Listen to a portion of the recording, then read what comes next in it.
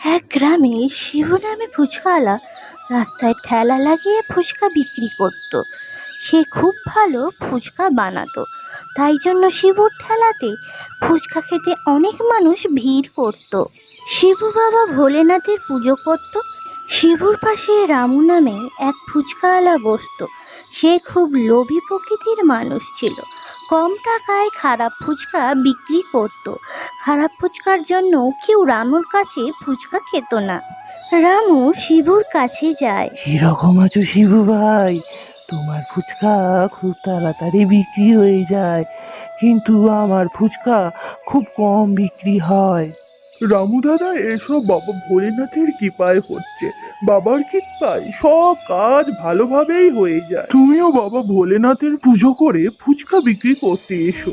রামু এই কথা না শুনে সে বলল, ঠিক আছে, সব বুঝলাম, কিন্তু ফুচকা জলে কি মেশাও তার জন্য ফুচকা সব বিক্রি হয়ে যায়? এই কথা শুনে শিবু বলল, কিছু না দাদা, আমি আগে থেকেই এইরকম ভাবেই বানাই, তাই লোক পছন্দ করে। রামু নিজের ফুচকার ঠেলার গাড়ির কাছে চলে আসে। পরের দিন যখন রামু ফুচকার টক জলে বানাচ্ছিল, তখন তার স্ত্রী নূপুর আসে, জিজ্ঞাসা করে, তুমি জলে কি মেশাচ্ছ? আরে আস্তে কথা বলো, এই পুড়িয়া একটা লোক দিয়েছে, সে বলেছে টক জলে মিশিয়ে দিতে, খেলে এই ফুচকা বারবার খেতে আসবে। আমার কাছ ছাড়া অন্য কারোর কাছে ফুচকা খেতে যাবে না। ভগবানকে দেখে তোমার ভয় হয় না? একবার শিবু দাদাকে দেখো, সৎ পথে থেকে ফুচকা বিক্রি করছে। তুমিও সৎ পথে থাকলে তোমার ফুচকার ঠেলার লোক ফুচকা খেতে আসবে, সব ফুচকা বিক্রিও হয়ে যাবে। কিন্তু পুড়িয়া মেশানো টক জল খেলে গ্রামবাসী অসুস্থ হয়ে যাবে। এর জন্য তোমাকে অনেক সমস্যার সম্মুখীন হতে হবে। চুপ থাক তুই, আমি কি করব না করব তুই বলবি আমায়। তুই কে বলবার? আর কাউকে এ কথা বলবি না, কেউ যেন জানতেও না পারে। কিছুদিনের মধ্যে আমাদের অনেক টাকা হবে, তারপর আমরা গ্রাম ছেড়ে অন্য কোথাও চলে যাব। কিছুক্ষণ পরে সে রাস্তায় গিয়ে ঠেলা লাগায়, পুড়িয়া মেশানো টক জল ফুচকা বিক্রি করে। কৈলাস পর্বতে বসে বাবা ভোলেনাথ ধ্যান করতে থাকে। তখন যমরাজ বাবার কাছে আসে আর বাবা ভোলেনাথকে বলে, প্রভু, মর্তলোকবাসীরা খুব লোভী হয়ে গেছে।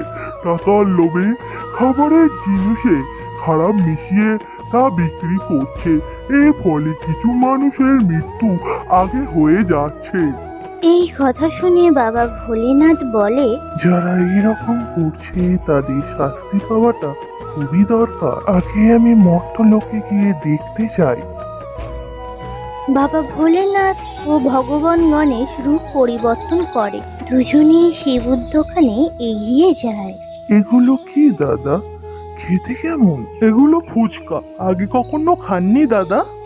না দাদা, কিন্তু ওইখানে এত লোক কেন? ওনার দোকানে এত লোক ফুচকা খাচ্ছে, কিন্তু আপনার দোকানে কেউ খাচ্ছে না কেন?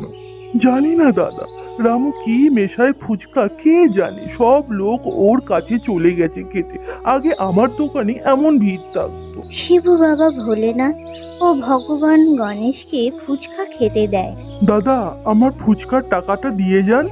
আমার কাছে টাকা নেই ভাই। ঠিক আছে দাদা, টাকা দিতে হবে না, এমনিতেই এই ফুচকা সব ফেলে দিতেই হবে। এই কথা শুনে বাবা ভোলেনাথ আর ভগবান গণেশ রামুর কাছে যায়। তখন বাবা ভোলেনাথ দেখে রামু ফুচকায় নেশার পুড়িয়া মেশাচ্ছে। রামু, তুই নেশার পুড়িয়া মিশিয়ে ফুচকা বিক্রি করছিস। গ্রামবাসীরা খেয়ে নেশাগ্রস্ত হয়ে যাচ্ছে, তারা অসুস্থ হয়ে মারা যাচ্ছে। আমার নামে মিথ্যে কথা কেন বলছিস? এইসব কথা শিবু বলেছে, ওখানেই যাও, আমার কাছে কেন এসেছো? এই সব কথা শুনে বাবা ভোলেনাথ খুব রেগে যায়। বাবা ভোলেনাথ রামুকে খুব ভয় দেখায়।